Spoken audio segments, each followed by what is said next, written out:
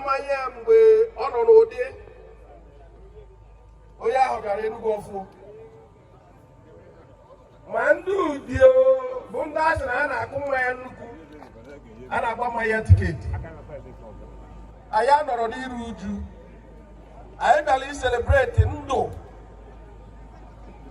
nke nwanne anyị nwoke late Chief John Okenwenaman Akụezu Mkpa nke izizi ndụ o biri anyị afụgo ndị bịagasịrị ebe a hapụrụ ihe niile ha ji n'aka wee bịa ka ha nọnyere anyị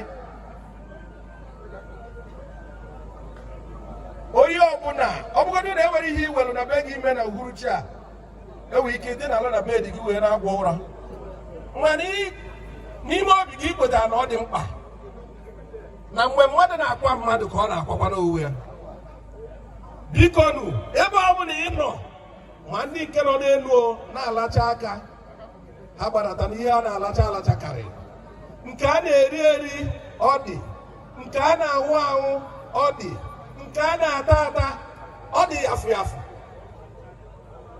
mmemme ha bịarakwana anyị na mberede according to nna anyị ukwu mgbe ọ ka nọ n'ibe n'ụwa ọ sịrị ihe emezuoro ya dịka o si wee chọọ. In other words, we are here solely to celebrate him. Ndị iji maka Chief Emmanuel Okenwa wee bịa iji maka Chief Ekene Okenwa Ochendo Global wee bịa ọ bụgodị uru iji maka mụnwa na onwe nke m wee bịa biko pụta n'iro because olugo mgbe mmemme ji ebido n'ebe o kwesịrị ekwesị ihe ọ bụla ị chọrọ gwa anyị na anyị ga-enye gị ya anyị kwadola akwado anyị na-arịọ ka anyị nọ ebe a Chukwu ga-abụ onye ọbụla ume Chukwu ga-enye onye ọbụla ikike Chukwu ga-enye onye ọbụla ahụike na ihe onye ọbụla bụ n'obi na-abụrụ njọ na ọ ga-emezuru anyị anyị kwere na ọ ga-emezukwa n'ebe ọ dị ukwuu n'aha Jizọs. Amen. Once again, thank you for coming to celebrate with all of us, and we assure you that you will never regret coming in Jesus' name. Amen. I hereby hand over the microphone to one of my brothers who have always made us proud, handling the microphone. He's no other person than Chief Honorable Ozan Wobodabo, the Chief Security Officer of Kano West at the moment. After we get today, thank you and God bless you. Engineer Meshes, I can them, Dr. Chibigawantu, an orator, and a man who has made it possible for all of us who is in the line of academic to see the light of the day. Dr. Chibigawantu, we thank you. My own brother, Melody International Band, Melody, all to Melody, I give out you are coming in this house. I think my own brother, Chief Honorable. Because when you have someone now, one can be an Abania. I can't have a so if you so come one. After the Gabriel and Nike, I think in the bag, you will be said that in a while I will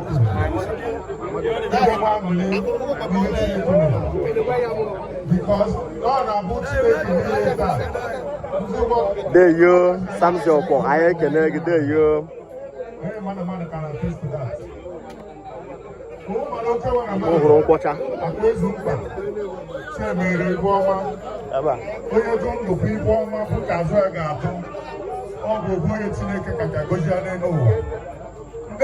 very rare. When God has Saga or and they can never reach it.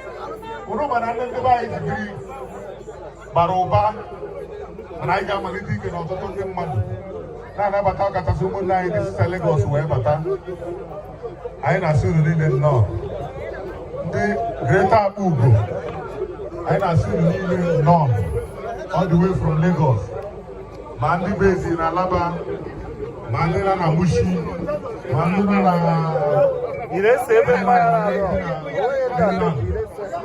anyị na-afụ ọtụtụ n'ime unu niile. Anyị na-asị unu niile nnọọ ebe ọ bụla onye si natara from Lagos, you are welcome. Ọ ga-adịrị unu niile na mba. Ndị gba plane nata anyị agbakọ plane na Hanaba, ndị gba night bus na-egobe na mara ka okwu because the night ahụ ebe ọ na-aga azụ a na-asịrị ukere aka mgbe ụfọdụ. Hey, oru ka o si elu, oru ka o si elu. Chief Ugochinyere Foundation, ikuku ọma n'Igbo land, ikuku ọma n'Igbo land, ikuku ọma anyị ji eme ọnụ, ikuku efe melody, ikuku ọma abatagokwa. Eribe ọgwụ ọgwụ n'ime Jizọs, anyị na-asụ niile nnọọ. Eribe ọgwụ ọgwụ n'ime Jizọs, eribe ọgwụ ọgwụ nnọọ. Simon Eze, anyị na-asụ niile nnọọ. Dịka anyị na-anabata ọtụtụ n'ime unu, anyị for our own brother on the Nnamani. Anyị na-ekene unu maka isoro Amogbe TV. Anyị na-asị ya welcome sir. Ọ ga-adịrị gị na mma. Anyị na-ekene Chief Anuobi isi naanị na-ebu ndị si Lagos nata. Anyị na-asị unu niile nnọọ. Mana ịbanye Lagos ịma were ike megide Lagos n'ịkọta Ọnịsha. Na ọ bụrụ iji agba ma ọ bụ akụ ga-enye. Na-emere anyị ji wee chọọ ka anyị nabata onye ukwu pụrụ iche. A good ambassador of Akpa Ugo, a good ambassador of Enugu, representing the good people of Enugu and the Nkana and the Akpa Ugo. Now, on this Shabe market, we are talking about our own person, a business magnet.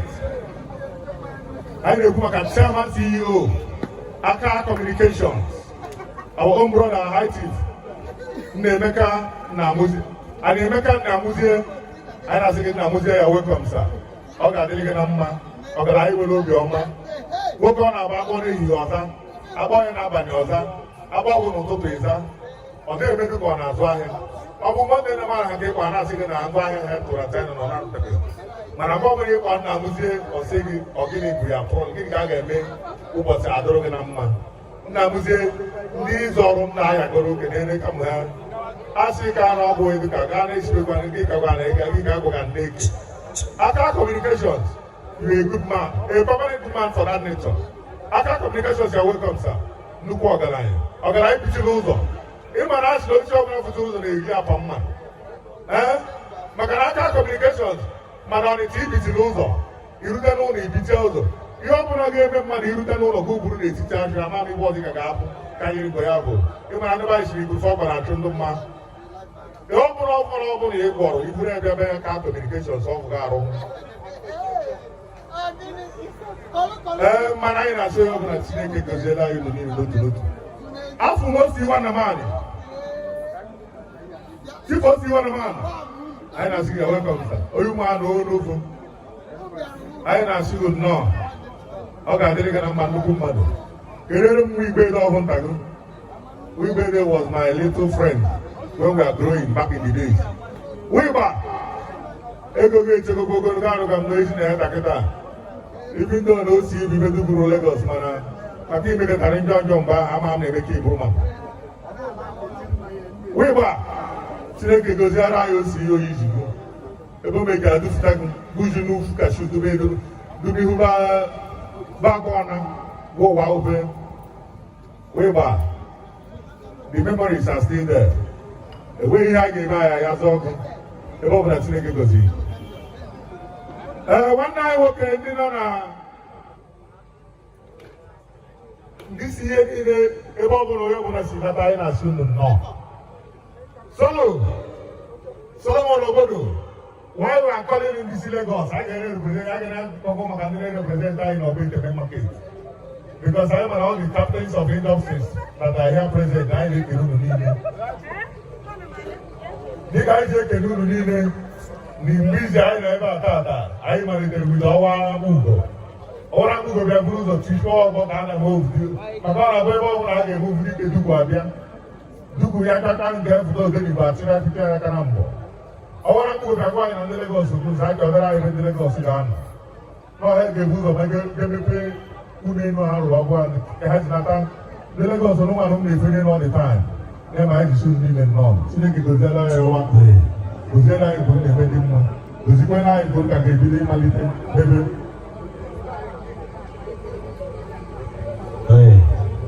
onumana a na-ekwu okwu ihe mere a na-ekwu maka a na-eme onumana ayachi mere nkụta ọdụka ofu maka na ayachi mere nkụta ọdụka ofu onye gbakọta azụ ịta ọdụka na a na-abụ ihe a na-abụ iwe anyị na-ekene nnukwu mmadụ Chief Nnaman ọkwa nwata m ọgụ Chief Chigozie Nnaman jekakwa dịka ya nnukwu ego dịka na India dịka na batrị dịka na sola dịka na electrical dịka na industrial and whatever you want to be in this life ndị jega nyere aka ya goro okwu dịka na ọnọdụ imebe masị na goldega mana ka ozi ọkụ ozugbo ọ na-abụ oche ike akpọkwube ndị ọgwụ ya na mmadụ Chief Tega ọ ga-adịrị gị na mma ọgaranya biko dịka anyị ka na-akpọpụ ndị si Lagos na-akpọpụ ndị dị Enugu na-akpọpụ ndị si Ọnịcha na-akpọ ndị Abuja anyị amaghị afọ ichefu onwe anyị bụ ndị n'ime obodo ndị Chineke mere amara oyikọbala na-ege na-abụ iyi ọ ka mbọchị ọ kara gị aya aka mkpụ isi ọ bụrụ na mkpụ isi gị usoro ụzọanụ nke ọ bụrụ na ọ bụ ụka ka ya erebunye 120 ndị Lagos nata mmanya 125,000 1 gallon na ndị Abuja mgbe anyị na-ebe ekpere mma aghachi anyị ụzọ wiki nwaka nke ọzọ na-esi anya manụ nche gị nara ha kpọrọ ije aka onye bụ rụkọtara ibe anyị na ibe na-eme ege ọnwa na-abụ ugo ọnwa ibu nnukwu ọgaranya ọnwa nchefu oge onye kere kamere ga na-ekwu ọnwa na-abụ ugo ọnwa ibu nnukwu ọgaranya ọnwa ịma a na-aba na-ekene nje a na-ekene ndị na nzenọ ndị na nzenọ riri nne Injinia Amechi Eze Wezoma anyị ekene gị anyị na-eje obodo dị iche iche ịnanya ebe anyị nọta bụ akpa ugo anyị na-ekene gwe ka isi akwado ihe Amaokwe TV na-eme ka isikwa eso anyị na-asụ fọtụ ihe anyị na-eme anyị na-asị gị ya bara gị mba Amerịka ị nọ ya bara gị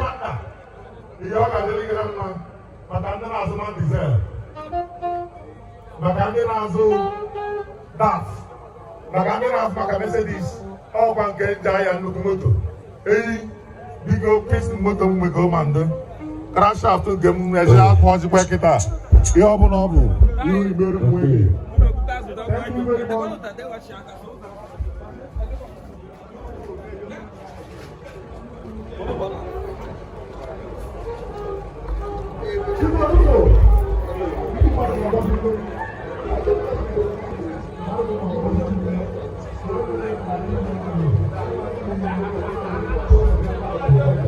ga-ahụ Honorable Ochendo nnukwu mmadụ Ochendo o were na-ekelekwa gị online ndị Unibe n'ime Jizọs Ochendo n'ime Jizọs Ochendo n'ime Jizọs na Amechi Eze ọkwa ịhụrụ Ochendo Global ezigbo mmadụ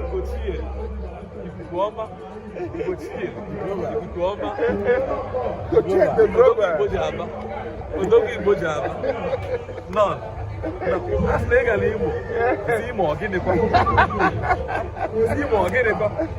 nọ Ibetos Igbo nọ Doc once more you're welcome nọ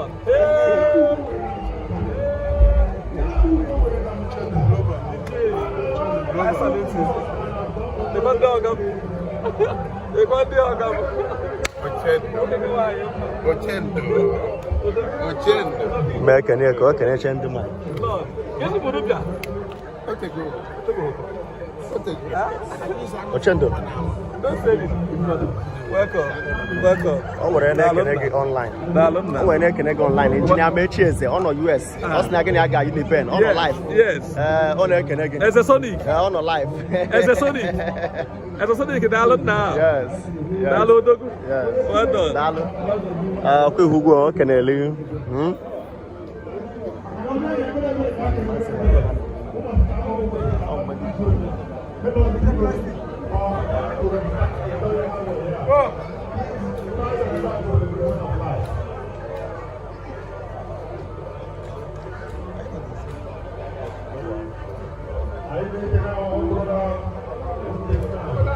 N'anya afọ n'ọhịa ekwuru ka a na-eme